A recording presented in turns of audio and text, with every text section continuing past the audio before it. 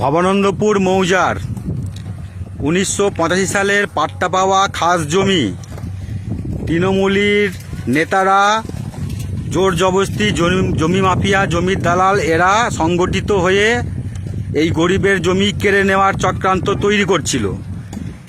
সারা ভারত কৃষক সভা, সারা ভারত ক্ষেতমজুর ইউনিয়নের নেতৃত্বে পাট্টাদাররা এবং এখানকার গরিব মানুষ ঐক্যবদ্ধ হয়ে এই জমি পুনর্দখল করে পাট্টাদারদের দেওয়ার প্রক্রিয়া শুরু করছেন। সেই জমিকে দখল মুক্ত করছেন, পরিষ্কার করছেন। আপনার নাম কি? চন্দনা মাল। আপনি কেন এসেছেন এখানে? আমি এসেছি আমার জমি দখলে নিয়ে নিচ্ছে, জমি দখল করতে এসেছি। কার নামে পাট্টা দেওয়া ছিল? শ্বশুরের নামে, কার্তিক মাল। কতদিন ধরে আপনারা চাষ করছেন এই জমিটা? আমরা চাষ করছি 85 সাল থেকে চাষ করছি। কারা এই জমি দিয়েছিল আপনাদের? দিয়েছিল সিপিএম পার্টি থেকে। এই জমিটায় কারা এরকম ইট ফিট ফেলে দিল? তৃণমূল পার্টি থেকে ফেলেছে।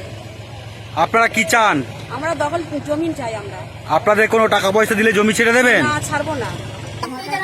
আমাকে বলেছিল টাকা দেবো, দিয়ে তোমরা জমি কিনে নেবে, তোমাদের জমি তো অর্ধেক জমি ওদিকে হয়ে যাবে, তোমাদের টাকা দেওয়া হবে। আমি বললাম না, আমরা টাকা নেবো না, আমার জমি যেটা চাষ করে আসছি সেটা আমরা নেবো।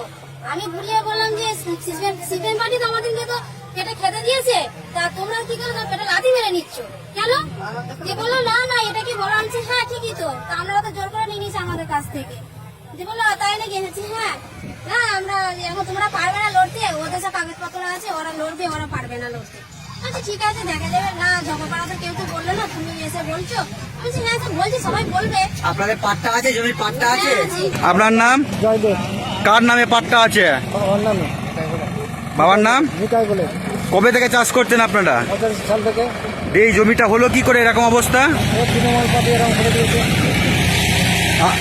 আপনি কি চান? আমরা দখল করতে চাই। যদি আপনাদের টাকা দেয় আপনারা জমি ছেড়ে দেবেন? না, ফেরত ছাড়বো না। আপনার নাম কি? আমার নাম বানি মাল। আপনার স্বামীর নাম? কার্তিক মাল। আপনার স্বামীর নামই পাট্টা দেওয়া? এর আগে কখন কোনো এরকম হয়েছিল যখন বামফ্রন্ট সরকার ছিল বা কোনো কিছু?